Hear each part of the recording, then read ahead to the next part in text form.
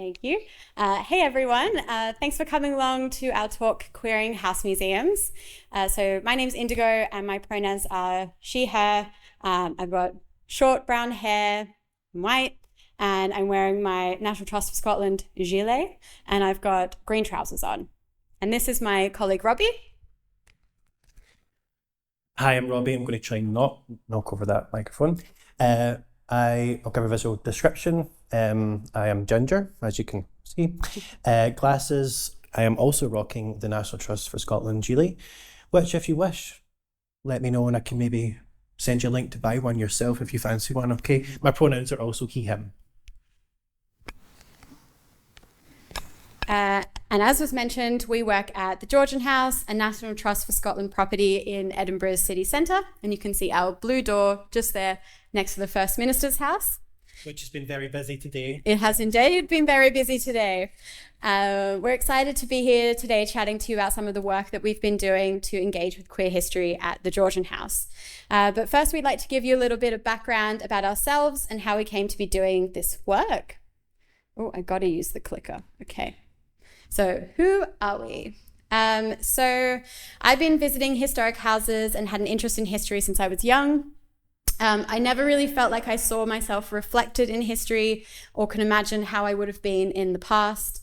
There were very few representations of queer women already, let alone historic ones. And I remember having to go to the ends of the internet to find stories of people who looked or were like me. In all my education, including a history degree at Sydney University, I never encountered LGBT history, let alone in museums or historic places. Robbie and I witnessed the rise of social media and saw that queer research and content was being produced outside of academic circles. And we also were alive when LGBT rights were progressing. So same-sex marriage was legalised in Australia in 2017 when I was 22, and it was legalised in Scotland in 2014 when Robbie was also 22. Thanks for giving away our ages. Yeah. I think this gave all of us researching or had an interest in queer history the confidence to propose that it should be represented within heritage. I saw more museums and academia producing research for wider audiences who in turn were more receptive, or at least they didn't push back. I wanted to be part of this transformation both personally and professionally, and really found my footing working with HES when I worked on a project to attain my Scottish vocational qualification in museums and galleries practice. So the project focused on researching underrepresented histories at their museum, Trinity House in Leith. And you can see me here on the screen being filmed. I look like a deer in the headlights in this particular image, but talking to the camera about some of the research that I had done into their collection. And I really felt like it was the first time that I had support and respect for my interpretation of the material being taken seriously, that I received from my mentors. I'm eternally grateful to them. And that gave me the confidence to take the research and interpretation skills I had developed to my role at the Georgian House. So my experience was somewhat similar to Indigo's. I actually grew up in the west of Scotland though. In school I learned about William Wallace and Robert Burns. In fact, when I was about the age of 10, I actually played Robert Burns in a short film about his childhood, and I can proudly say it was the first camp portrayal of Robert Burns.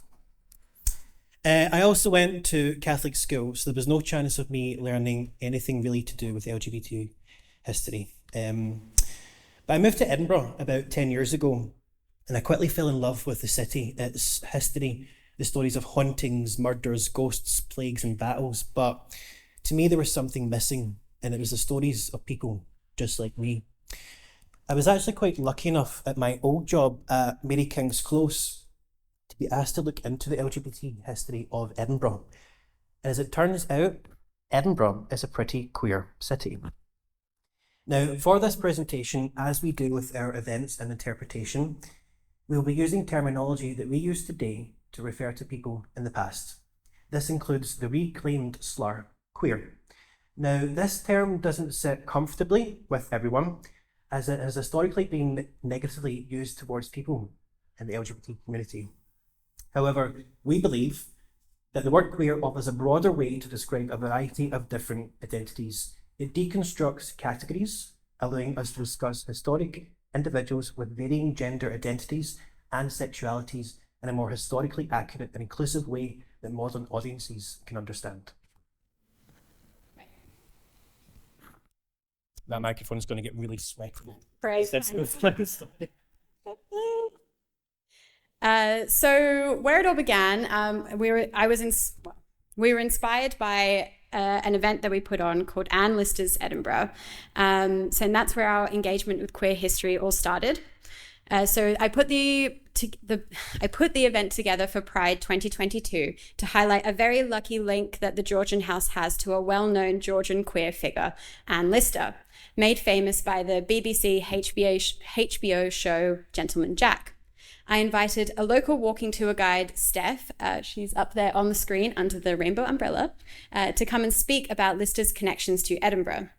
The biggest connection for us being that Lister recorded in her diary that she visited Charlotte Square, where the Georgian House is located, and so potentially she walked right past the house.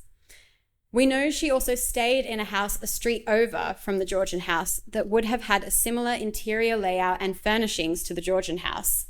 Having the talk at the Georgian House is a way to bring that history to life. It was also a way for us to welcome the queer community to our property and reach audiences who might not have us on their radar. And I was very pleasantly surprised that the talk sold out and there were people turning up on the night hoping more tickets had become available. The public were very clearly communicating that there was a demand for this kind of history to have a place in our museum. From this response, I was eager to research if the house was associated with other queer people or history of the period, and I applied the same approach for an interpretation of the Georgian House. So this is what inspired the booklet that I've kind of tried to give to everyone, but if you missed out, there are some near the front, which has now been through several editions as we uncover more history, but we will come back to it later. So over the next half an hour or so, you can expect to learn a lot about LGBTQ history, and we'll give you some advice on how to go about making links in your collections and building confidence and strong frameworks to interpret queer stories. But first we need to set the scene. So on the left here, you'll see a map of Edinburgh dated about 1804. The Georgian House is situated right in the heart of Edinburgh's new town on Charlotte Square. Now, the majority of the visitors to the house are international.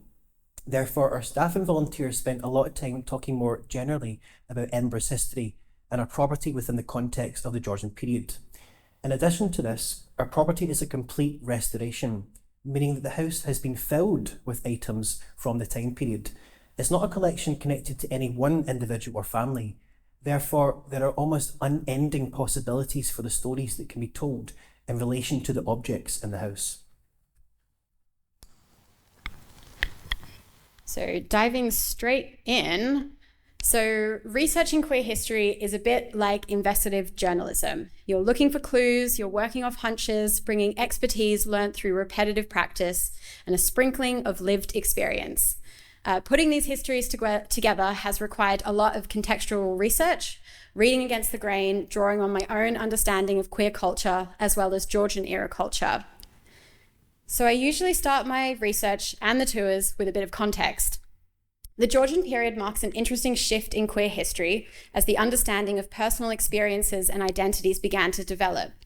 Influenced by Enlightenment thinking around the individual, the way people understood homosexuality shifted from an action to an identity, meaning it went from something you did to something that you were. There are many words that begin to appear during this period to back that theory up, and there should be lists in front of you as well. But if you miss one, there are some at the front as well. It's like a little terminology sheet that you can take away with you. But you can see on the screen here an example of some of the language in a primary source. So this is an extract from a London newspaper article from the end of the Georgian period, mentioning a molly house in reference to a place where sodomites gather, rather than phrasing it as a place where sodomy is practiced. Interestingly, it also mentions a particular street or walk, which is frequented by men seeking intimacy with other men. Today we call this cruising, and it is still a recognised and practiced part of gay culture, but we will return to cultural practices later in the talk. It could also be argued that it's easier to find men in the historical record because they appear more often in criminal and court records, as sex between men was illegal in Scotland until 1981.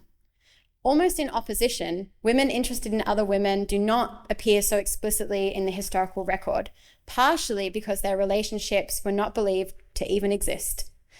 You can find evidence of this in the 1810 case of the Edinburgh school teachers, with Lord Meadowbank, who lived a couple of doors down from the Georgian House, saying it was equally imaginary with witchcraft, sorcery, and carnal copulation with the devil.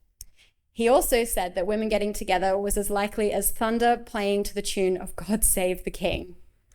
However, the fact that so many words began to surface during the Georgian period to describe people's sexuality outside of heterosexual suggests that it was far more widespread than we have been led to believe, and it was to some extent on people's radars. So, as I'm sure you're all aware, historically people who tested gender norms or explored intimacy with their own sex have not been treated well. In the Georgian period, there was the very real threat of social isolation, financial ruin, persecution, and even death. Homosexuality was a crime punishable by death up until 1861. One of the earliest known executions in Edinburgh for homosexuality, or it was, as it was known then, sodomy, was in the year 1570. Two men named John Swan and John Lister were burnt at the stake near Edinburgh's Castle Hill. Now, as a result, in our research, we found that the lack of evidence may have been a result of someone purposely attempting to control their image by destroying or obscuring the paper trail. This has made it extremely difficult to locate them in the historical record. Of course, there are official descriptions, which you might find in public records like newspapers and court documents. However, queer people, just like today, used a plethora of their own slang words to communicate with each other. One such is polari, a set of specific slang words associated with gay male culture, which originates in the 18th century, but was more popular during the late 19th and 20th century, and it's now fallen mostly out of use. There's also this early 19th century reference, thank you, a collection of session papers from an historical legal case relating to the two Edinburgh school teachers, which we'll talk on later in the talk. It includes an in-depth investigation of words used to describe same-sex intimacies between women from all around the world. The document these all have is a list of Georgian-era terminology that Indigo put together. It's a mix of slang, slur, and official words, all collected from contemporary sources. It's actually pretty useful to have a dictionary when hunting through primary written sources. Now, a lot of these places we find information about queer people, especially men, uses language that we would consider discriminatory today, often meaning the way we speak or think about these experiences in the past has followed suit. It has become an important part of our practice to move away from how this history has been told historically, shrouded in shame and guilt, instead approaching what material is available with an open and inclusive mind. And because the information is so patchy, we've actually had to be quite creative with how we approach and link information, drawing not just on written sources, but built heritage or objects, and not forgetting that large gaps in information may be information in itself. However, the biggest challenge we have found in the research is the tendency to fall into the straight until proven gay mindframe, which has held research back for so long, and the burden of truth, where additional hoops queer history has to jump through to be legitimate. But to us in our practice, everything is up for interpretation and investigation. So investigating cultural associations is a huge part of the research that we do, and is often the best way to create queer interpretation with objects and people. Today in the queer community, we call this queer coding, and it refers to what was originally a literary device in which a person's sexuality may not be explicitly confirmed, but is hinted at through recognizable traits and stereotypes. Some queer Georgian traits include single-sex environments, like education. So from our period, I'm thinking boarding schools or grand tours around Europe. You could also look at the Navy or the Army. religious housing like convents, prison systems, including transportation around the empire at this time, or closer to home at societies and clubs. It could also include transgressing socio-cultural expectations of the period, such as not marrying or testing or challenging gendered norms like dress, recreational pursuits, or how they engage with public life. Maybe the person you're researching did a lot of traveling, or they retired from public life altogether. Or they lived in an alternative community, such as being part of the theatre. Maybe you could look at gossip from the people in their networks. But one we would like to delve into further would be references to the ancient world, because we think this is particularly Georgian, or other cultures where homosexuality is normal. You could ask yourself, are the people you are researching also looking for themselves in the historical record? So we know Anne Lister did this, learning Greek and Latin, which was deemed unsuitable for a lady's education at the time, in which he is able to access information about homosexuality in the ancient world. Lister and the women she encountered used this knowledge of the ancients specifically as a conversation tool to figure out if the other woman was into women. Such as in 1833, when Lister was asked by a woman if she had read Virgil, Homer, and Horace in their originals, to which she replied, guilty. She was asked by a different woman at another time, "Avez-vous Achilles? Are you Achilles?" To which she records responding with a flirtatious laugh. Achilles, for those of you who don't know, had a male lover called Patroclus. Excuse my bad pronunciation. Or we've got Elizabeth Carter and her lifelong friend, Elizabeth Montagu, who analysed the friendship between Atticus and Cicero throughout their letters. Or the ladies of Llangollen, who had several dogs called Sappho. Or Eliza Fraser, who nicknamed her female companion, Mary Bristow, my Amanda, which means my love in Latin.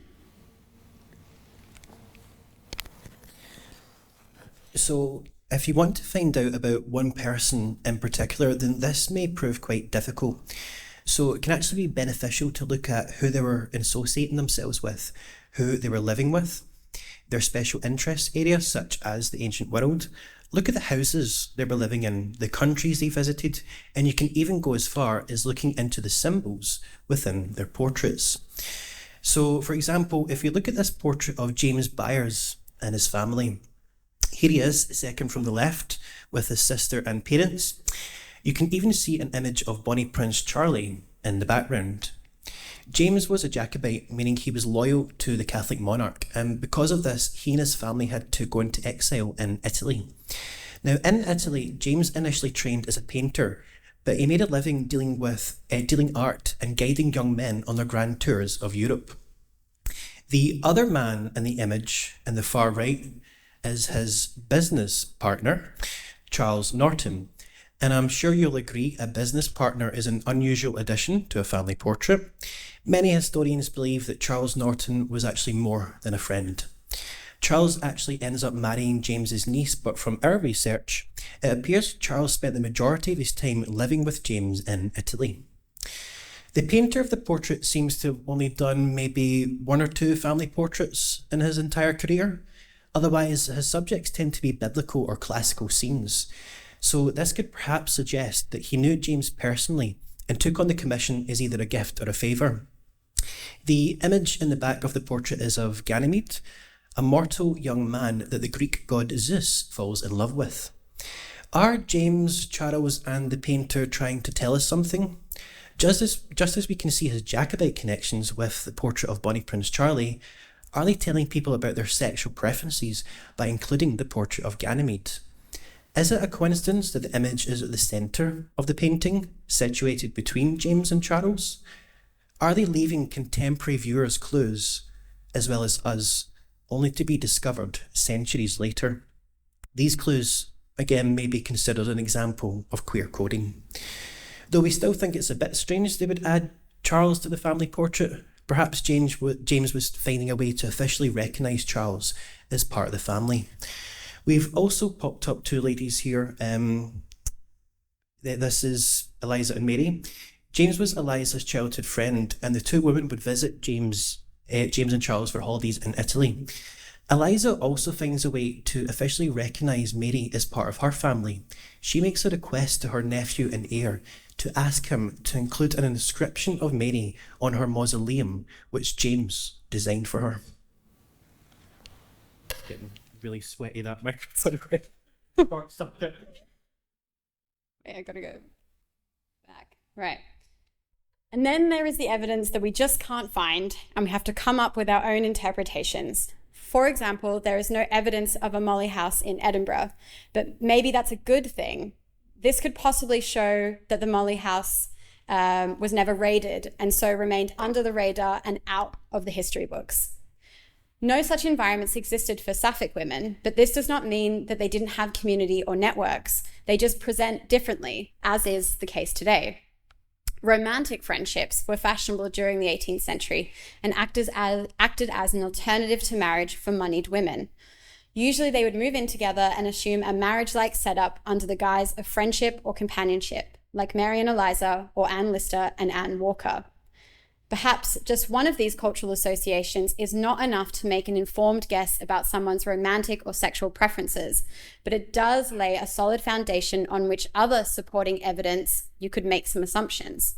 Like Anne Lister surmises to her lover, Mariana Launton, about the ladies of Llangollen, that their relationship was cemented by something more tender than friendship. The same could be said for people who are transing gender. How do we tell the difference between women dressing as men to assume gendered positions of freedom or power and someone who might, if they were alive today, identify as transgender? Again, this may require several levels of evidence. The last way we would suggest you approach your collection would be to the 3 degrees of separation approach, such as the talk I gave on queer history connected to Raeburn's Edinburgh, which explores some of the connections between Edinburgh's portrait artist Henry Raeburn, his sitters, and LGBT people in their social circles. This talk was delivered as part of a series of lectures offered alongside the Georgian House's exhibition last year, Raeburn's Edinburgh.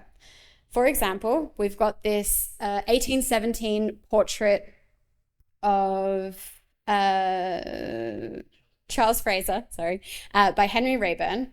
So Charles is the nephew who inherited Castle Fraser up in Aberdeenshire from his aunt Eliza, who outlived her companion Mary Bristow, who had lived with her at the castle for over 20 years.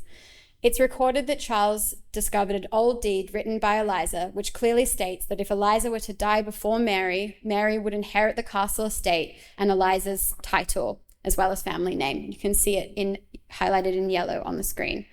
Although we will never know if Charles would have upheld Eliza's wishes, we do know that he acknowledged their relationship, as he includes a passage about Mary in the inscription on Eliza's tomb. Or, in the booklet that I've given you all, we link that Robert Adam, the man who designed the Georgian House, was pals with Jeremy Bentham, who in 1785 put forward the first petition to decriminalise sodomy in the UK. So my point being that these connections show us that people who might identify as queer today were part of the social networks of their time and the community, and therefore our shared history. Right, so a bit of interpretation. So it's all about context through the collection, and we are working with the current way the house is presented to visitors. My biggest piece of advice would be to not go looking for specific people straight away. Reorienting your established interpretation to a queer context is an easier route from which specific connections can emerge. So designing a history trail is an interpretation method already familiar to most visitors. So I picked a collection piece or a theme in each room of the Georgian House and I queered it, meaning I connected it or explained how it represented a narrative in LGBT history. And this was a mixture of general queer histories or a highlight of a contemporary of the Lammonts, the first family who lived in the house, who are connected to Edinburgh in some way. If I was talking about a specific person, I looked at their whole life and found an object that represented it. So Robbie's going to talk you through what you can see on the screen. So the globe, which we have in the parlour, it represents a Georgian understanding of the world in the context of empire. So we used it as a way to reference how other non-Western cultures approached sexuality and gender around the empire in the 18th century. The engraving here, which we have in the bedroom, is a classical scene with Sappho. we explain how her legacy has become intertwined with lesbian history, the word sapphic first used as a descriptor of same-sex desire between women firmly placed in the Georgian period, and the word lesbian deriving from Lesbos, the Greek island where Sappho lived in an all-female community. The little spice box, we have this in the kitchen. It represents trading in the merchant navy, where Polari stems from. Polari, as I said earlier, is a slang language used by gay men right up until the 1960s. Its origins come from the merchant navy trading in the Mediterranean during the 18th century, and it's made its way to Scotland via the theatres and boarding houses of British ports. Polari was a safe form of communication through which men seeking intimacy with other men could identify each other and speak openly without being understood by others. There's actually some Polari words you may be familiar with today, such as naff, butch, and camp. We also focused on people, one of which being the Scottish heiress Sibylla MacLean, who became Anne Lister's lover before Anne Lister met Anne Walker. Anne Walker is the love interest in the BBC show Gentleman Jack, if anyone's watched it. Now, to bring them into the narrative, we point to the National Records of Scotland building, which you can see out the window of our drawing room.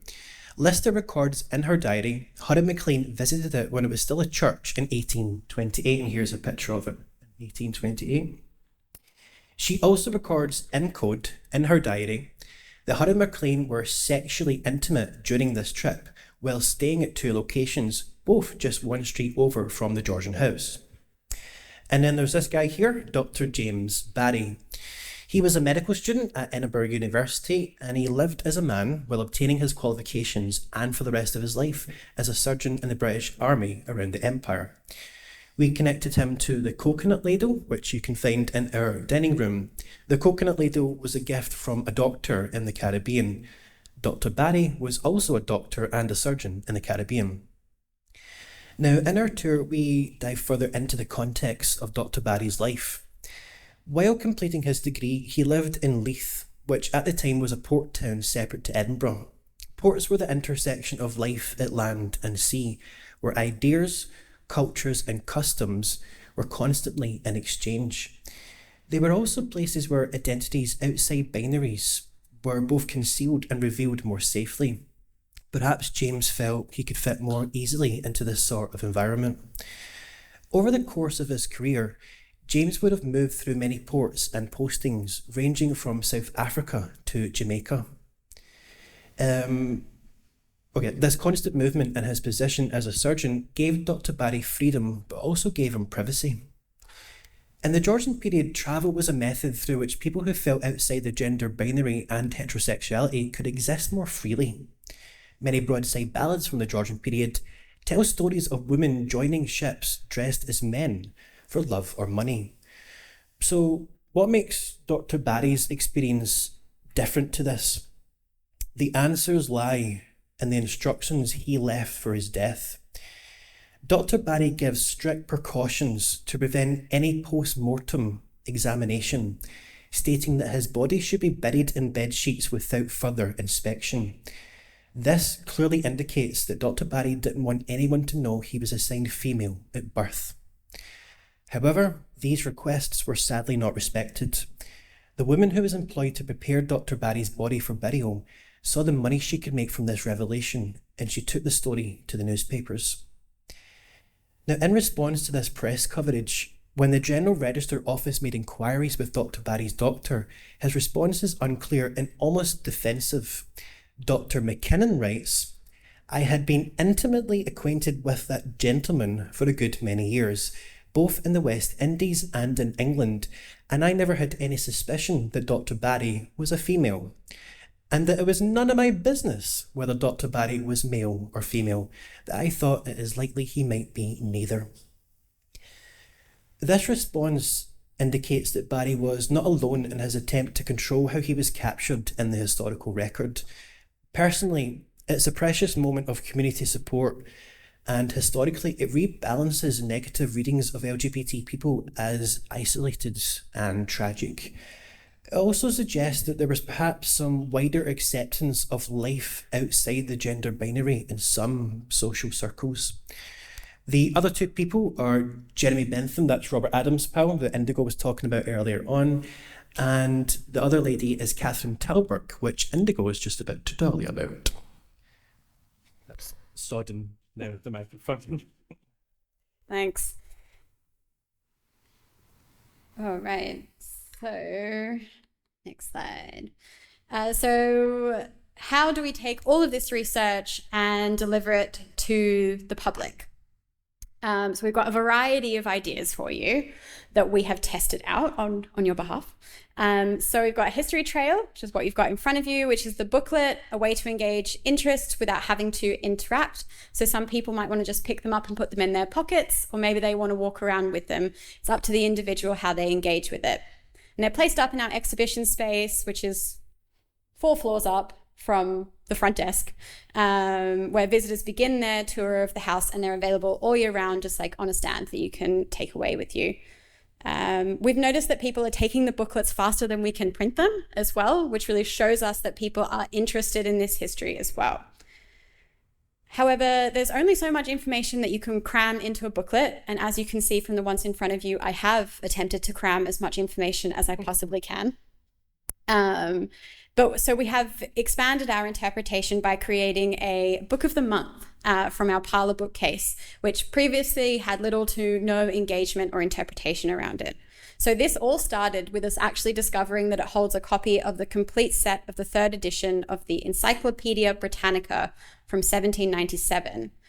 Through our research into other LGBT history, we connected that the 3rd volume includes a formal definition of buggery in relation to homosexuality, and it's considered to be one of the first printed definitions of homosexuality in the English language.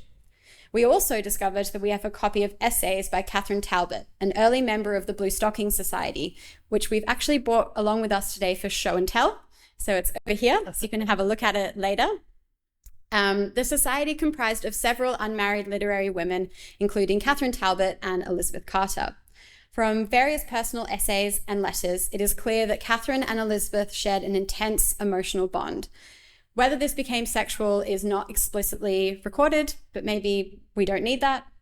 On Catherine's death, she left her essays to Elizabeth, who published them with her own money.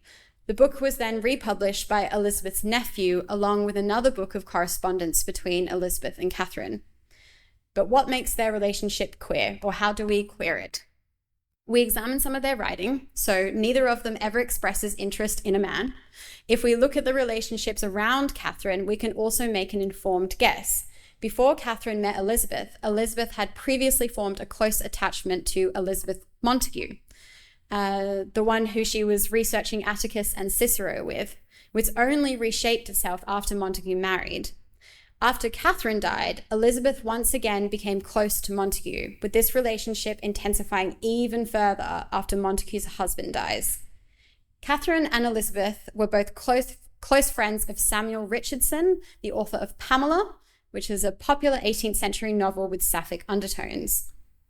Even Elizabeth's nephew, who wrote the foreword to accompany his publication of Catherine and Elizabeth's correspondence, seems to suspect that something is up. So he writes, in the book over there, "Yet there is no reason to believe that she ever had any wish or intention of entering into that state," being marriage, "or ever had formed any such attachment as to induce her to desire it. At least this certainly appears to have been the case after her acquaintance with Miss Carter commenced." Moving on, Robbie and I devised guided tours of the house as well. These tell even more stories and tackle some research and histories that require a bit more of a conversation, like expanding on how other cultures within the British Empire approached gender variations, such as third gender communities in Southern Asia. So in India, a community of people known historically as Hijra, or in Pakistan, they self-describe as Quadrisara. In Western culture, we would understand this as a transgender group who live a feminine role.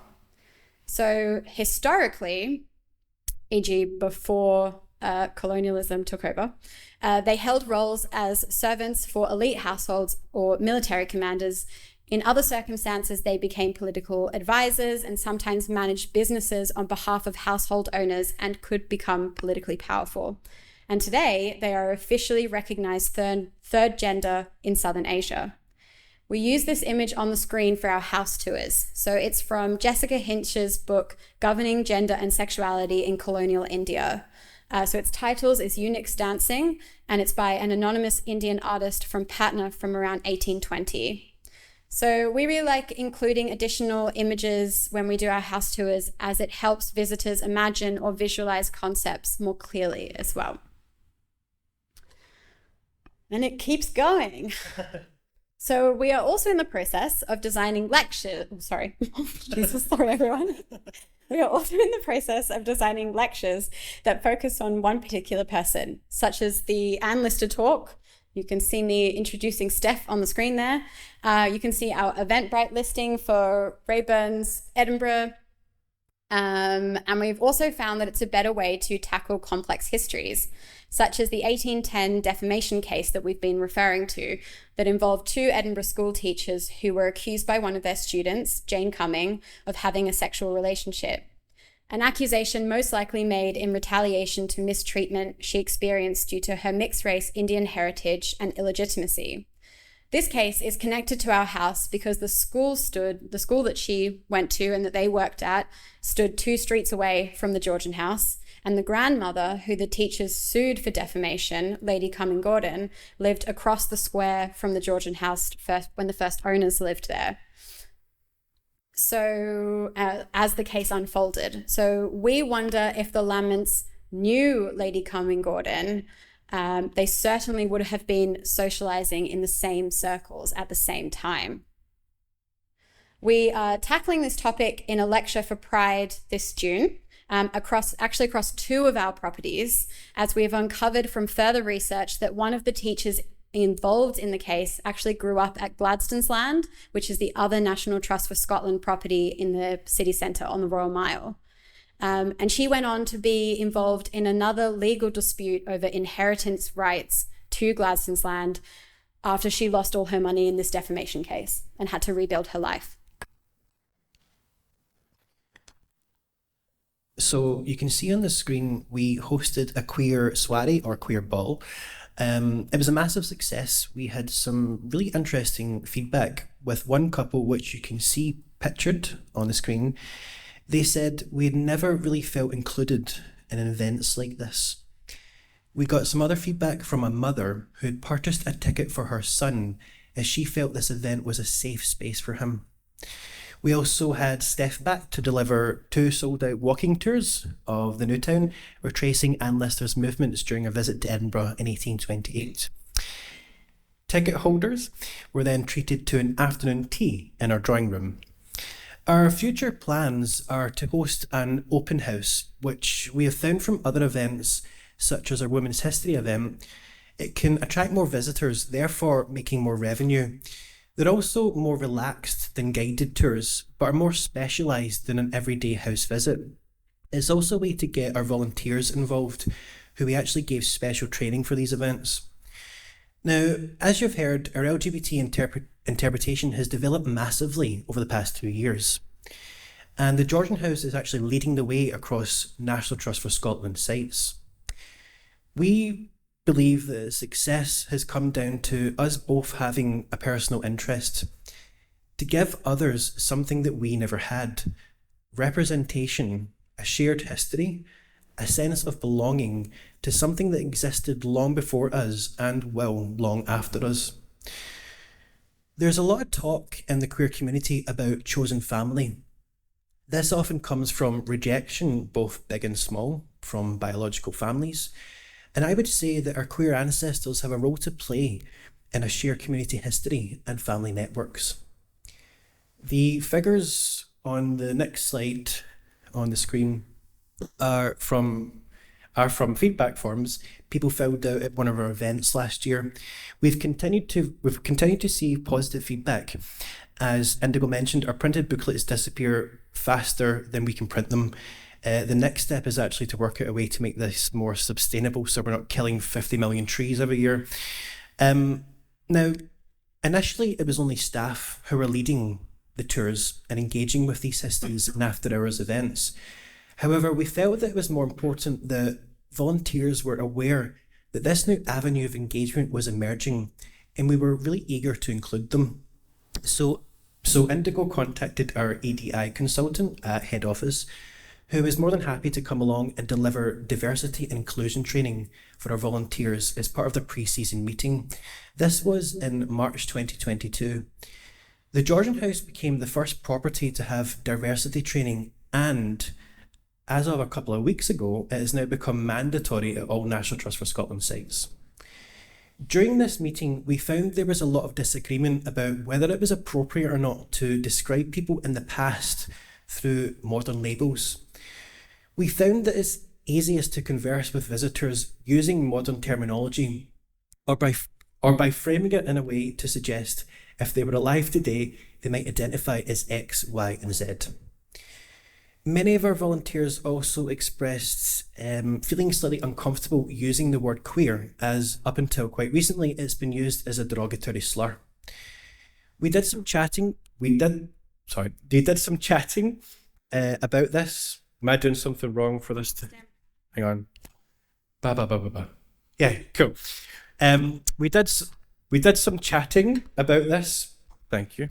It's all that sweat. I know. I've broken the microphone.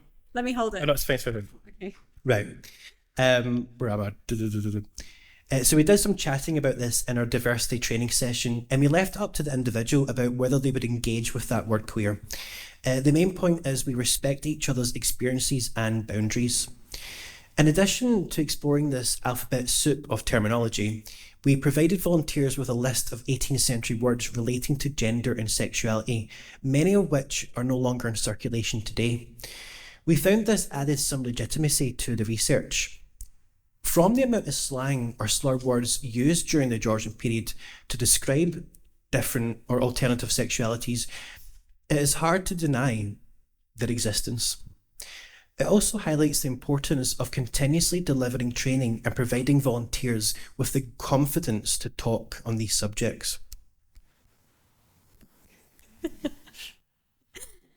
All of our engagement techniques have helped to normalise these narratives. The more we talk, research, interpret, the more the volunteers and visitors are engaging with the histories as part of our everyday offer. So you can see the leaflets up where the visitors begin their visit.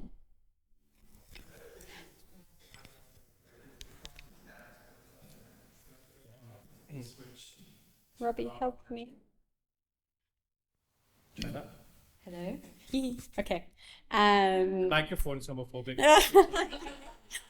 All these events have shown that the public that we are an inclusive museum, actively engaging with the LGBT community. This has resulted in our volunteer pool starting to diversify as well. It's attracted a younger crowd who identify across the gender and sexuality spectrum. It's encouraged older generations to speak more confidently and ask more questions. And some volunteers who may not have felt so confident being open about their sexuality in the past, all of a sudden are stepping forward, saying that they, with their own additional research and thoughts. We've had some acknowledgement from senior leadership, and we're slowly starting to see this research formalize. But as with lots of queer things, it's a grassroots project. So we're starting from the bottom and working up until the people at the top see us. But it's not really for them anyway. No. Sorry, now I've lost my place. I've also popped the slogan from the disability activist groups, so nothing for us without us, because I think it also applies to this work too. It's really important that queer people are included in our history and how it is told. So I'm also the co-chair of the LGBT network for the Trust. My colleagues and I are doing the work for implementing diversity training. And as of a few weeks ago, so Georgian House did our training 2 years ago. And as of a week ago, diversity training has become mandatory for all staff across National Trust for Scotland. Can I just kind of yell? Get rid of this, if everyone can hear Yeah. And shout out to Hess and the National Library as well. So along with National Trust for Scotland, we are all marching together in a block at Edinburgh Pride, Glasgow Pride and Dundee Pride. And we will have a stall as well. So you can come and get further material from us. And it's giving us further visibility to the queer community. But one of my big things that is a challenge that we will continuously face is keeping these events and information accessible. And I feel as though our ticket prices can sometimes price people out because we're a ticketed museum. Who has access to this history reflects whose history is told: the wealthy, the able-bodied, the people with leisure time, tertiary educated, and white. There's a lot more work to be done to truly make this place a space for everyone. So really quickly, looking forward, we would love the opportunity to research queer history at other National Trust for Scotland sites and assist in developing some engaging opportunities for them. We could perhaps capitalise on the Sky Atlantic show, Mary and George, which explores James VI's relationships with other men. There are several National Trust for Scotland properties that have links to James, where he would have entertained his favourites and lovers. We would also love to get Eliza and Mary and James's story out. Or if anyone here has some queer history they wish to explore, please let us know. I'm sure Indigo will be happy to write you a wee article. So I'm working part of a larger team to create a support package or list of approved terminology and guidance for talking about LGBT histories across National Trust for Scotland sites. I'm also interested in creating more outreach opportunities. So for our Pride event this year, we're hoping we can partner with Lavender Menace, which is the LGBTQ book archive, to host a Georgian literary salon, drawing on our research from the bookcase in the parlour. So I've put a picture of Lavender Menace when it was a bookshop up on the screen. So it was open in the 1980s on Princes Street, and at the time it was the only gay bookshop in Scotland, and it was the second in the whole of the UK. I'm also interested in collaborating with other galleries, libraries, archives and museum sector bodies like the National Libraries, which will further promote visibility and accessibility to this history. And in shameless self-promotion, I'm also speaking at a conference at the V&A in London about intangible histories, and that's it up there on the screen. Cool. So, oh wait, I need to use the clicker. That's our contact details if you want to get in touch, and we'll happily queer your museum for you or your collection. And is there any questions?